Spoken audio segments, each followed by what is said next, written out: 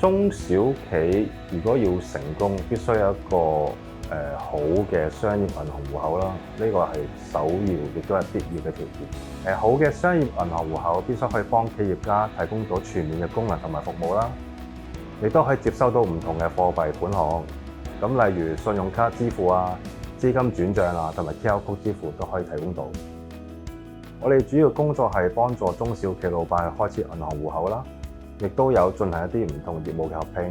中小企面對住同一個問題，就係開設商業銀行帳戶嘅時候，需要好長嘅時間，同埋提交大量嘅文件。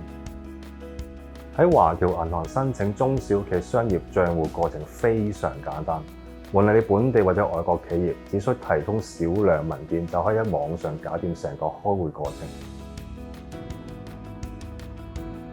華僑銀行嚟自新加坡啦，咁我哋本身亦都已經好多業務係合作無間。我哋有好多客戶都係選用咗華僑銀行啦。咁點解咧？因為快捷、簡單、方便、文件少。最更重要係我哋亦都好多業務係因為咁樣嘅增長好多。所以我覺得華僑銀行，我覺得係好可靠。